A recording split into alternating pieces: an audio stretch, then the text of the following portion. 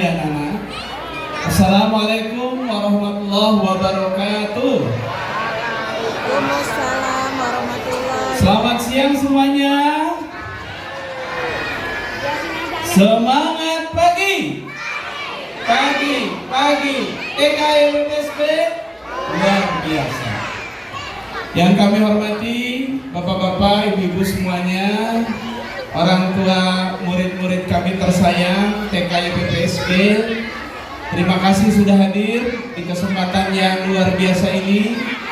Saking luar biasanya, saking inginnya kami menjalin hubungan yang baik dengan Bapak-bapak, sampai-sampai perusahaan yang saya tahu MSD memberikan izin bagi orang tua yang harus hadir untuk tidak bekerja hari ini. Luar biasa. Tepuk tangan untuk supporting semuanya. Mari kita manfaatkan kesempatan yang bagus ini untuk sama-sama kita jalin kesepahaman. Ibaratnya radio, kalau frekuensinya beda-beda, nanti hasilnya nggak bagus. Saya mau awali dengan pertanyaan, minimal 3 pertanyaan dulu. Mohon dijawab oleh bapak-bapak. Pak, ayah-ayah tersayang, tanggung jawab utama dalam hal mendidik anak itu ada pada ayah apa ibu? Tolong dijawab dengan keras Pak, kita teriak biar kita semuanya tersadarkan. Ya, sekali lagi, tanggung jawab utama dalam mendidik anak-anak kita itu kewajiban ayah apa ibu? Ayah. Ini sekaligus saya sendiri nih ngingetin diri saya, Papa Ibu.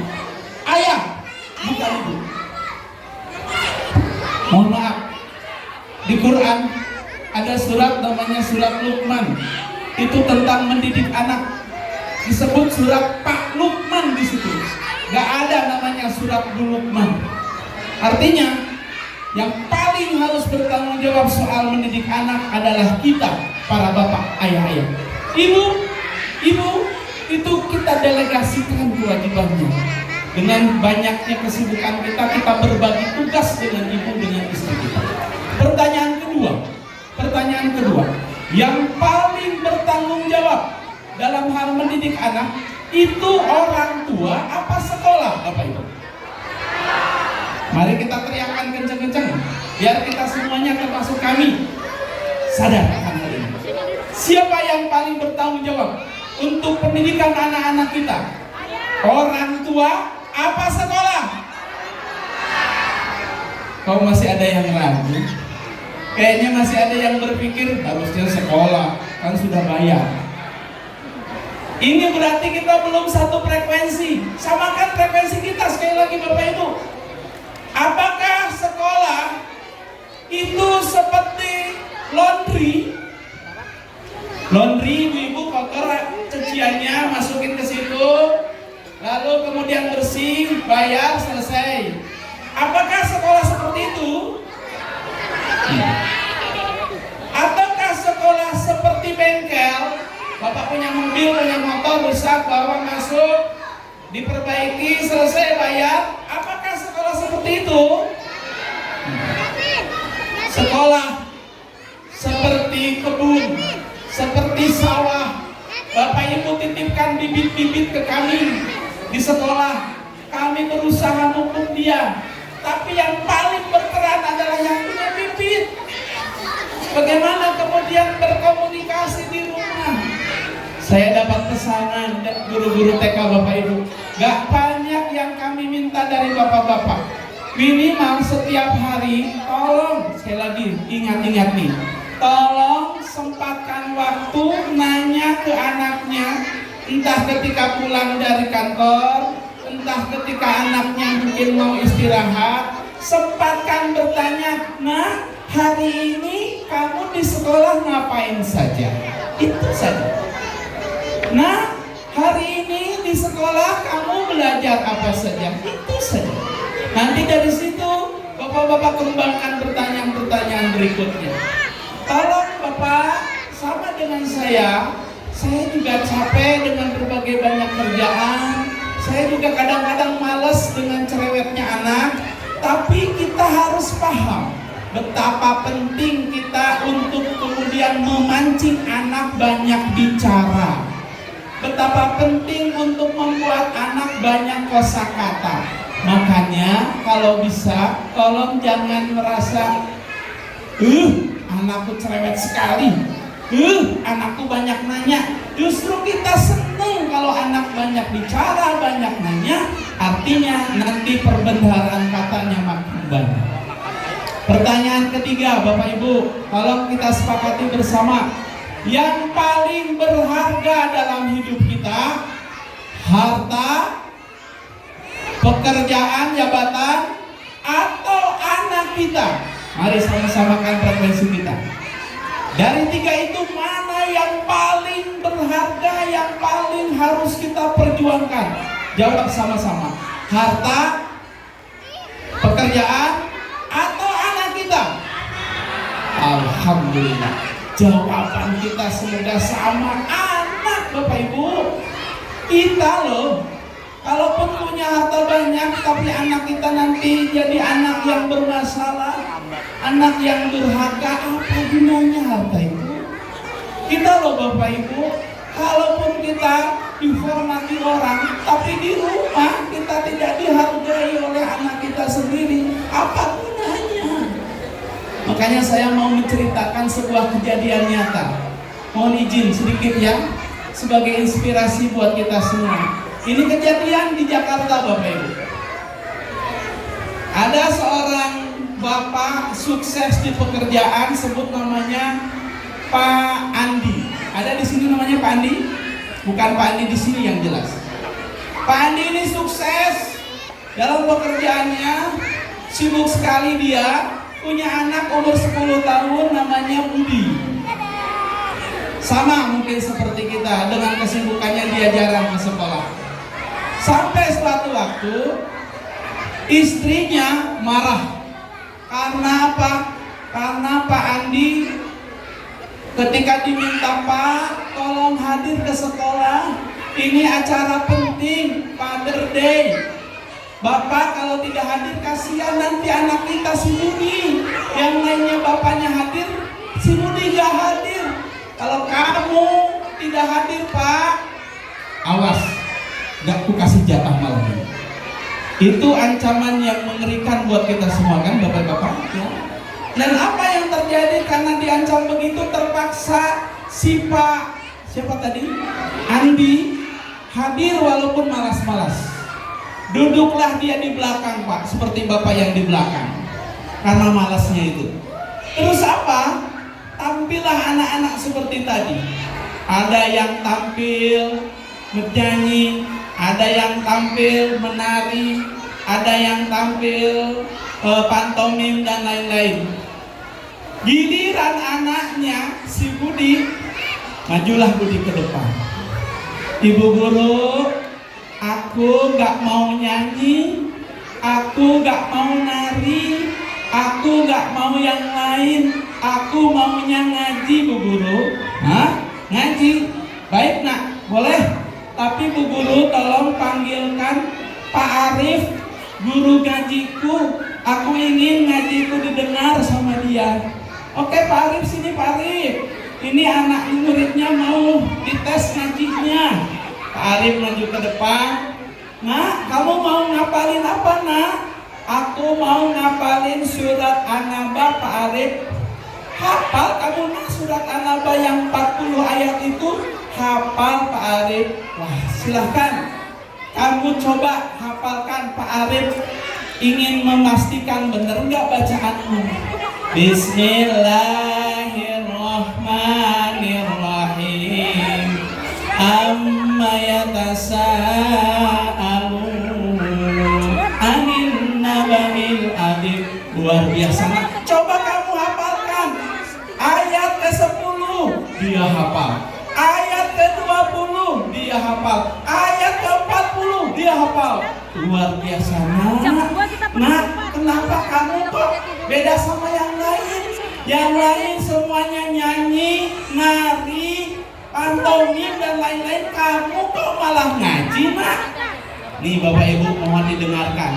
Walaupun mungkin kita beda-beda agama, tapi nilai pelajarannya insya Allah buat kita semua. Ujian dulu ya. Jawaban si Budi bilang begini, Pak Arif, guru ngajiku, aku tadi ngaji karena aku pernah dengar omongan Pak Arif di sekolah ketika aku malas ngaji. Pak Arif, emangnya apa omongan bapaknya ke kamu?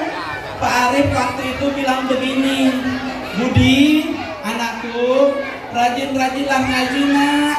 Sebab kalau nanti rajin ngaji, kata Nabi kita, nanti di akhirat kamu akan dipakaikan mahkota yang bagus sekali. Lalu orang tuamu, ayah ibumu akan dikasih jubah kemuliaan, jubah yang sangat indah yang tidak ada di dunia ini. Maukah nak kamu ngasih seperti itu ke orang tuamu? Karena saya mendengar itu, Pak Arif, maka hari ini saya ingin kasih jubah kemuliaan untuk orang tua saya, untuk bapak dan ibu saya.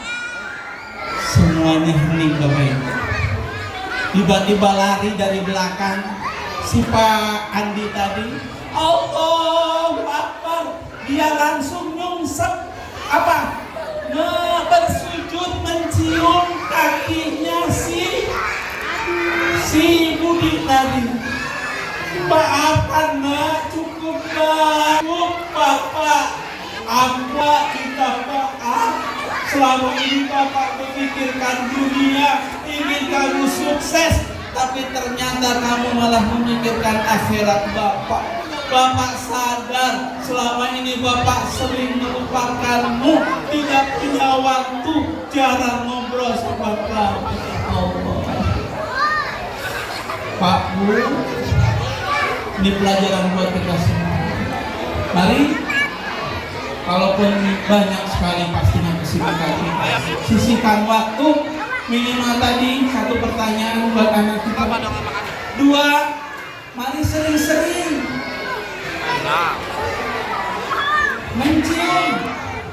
cium ubun-ubun anak kita sambil kita doakan. Cium jidat anak kita, tanda sayang kita. Cium pipi anak kita, tanda cinta kita sama dia. Tapi jangan cium mulutnya, itu nggak boleh. Bibirnya nggak boleh. Banyak virus tapi yang tertular karena itu tidak bagus. Lalu cium juga di telapak tangan anak kita kalau dia berprestasi. Itu yang diajarkan para ahli termasuk Nabi kita Muhammad SAW. Cium jidatnya sambil kita doakan. Cium keningnya, tanda keakraban. Cium pipinya, tanda kasih sayang. Cium tangannya, sebagaimana Nabi pernah mencium tangan Nabi putrinya Fatimah sebagai bentuk apresiasi penghormatan atas prestasi. Nah, barangkali tidak banyak yang saya ingin sampaikan. Kita berharap kita semakin kompak dan bersinergi.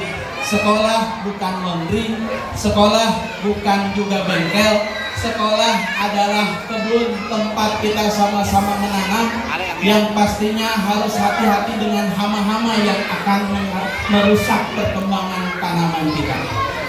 Gadget, ya, handphone, apalagi untuk anak-anak TK yang perlu sama-sama kita waspadai adalah pembicaraan, omongan-omongan. Mohon maaf, anak-anak TK kita juga sudah banyak yang berkata-kata kurang pantas, berkata-kata kurang sopan, bahkan mohon maaf, istilah-istilah jorok pun sudah mereka mulai ada yang mengatakannya.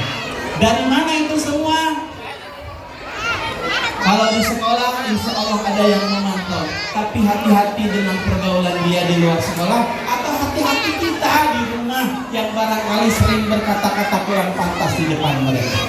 Yang kedua, pesan kami, tolong jangan suka banding-bandingkan anak kita entah dengan kakaknya atau dengan yang lainnya. Karena banyak masalah tadi yang Pak Sabri sampaikan, diantaranya karena banyaknya orang tua yang suka membanding-bandingkan anak. Yang kedua, karena banyaknya orang tua yang suka over target ke anaknya. Kamu harus ranking 1, kamu harus nilai 100, kamu harus nomor 1. Hati-hati dengan target-target yang terlalu berlebih-lebihan yang menjadikan anak menjadi tidak nyaman. Semoga Bapak Ibu sama-sama perjalanan ke depan dalam hal mendidik anak semakin baik bisa kita laksanakan, sehingga anak-anak kita nantinya jadi anak-anak yang sesuai dengan harapan kita, anak-anak yang baik, berprestasi, saleh dan salehah insya Allah. 3 hal yang menyebabkan anak kita baik atau buruk. 1, didikan orang tua dan didikan gurunya. 2, pergaulan dia. 3, asupan kepada tubuhnya. Apa yang dia makan, apa yang dia lihat, apa yang dia dengar akan sangat berpengaruh pada karakter dirinya dan juga karakter. Semoga bermanfaat. Kurang lebihnya saya mohon maaf. Terima kasih sekali lagi, apresiasi yang luar biasa. Kita kasih tepuk tangan untuk kita semua. Semangat pagi. YPPST luar biasa. Assalamualaikum warahmatullahi wabarakatuh.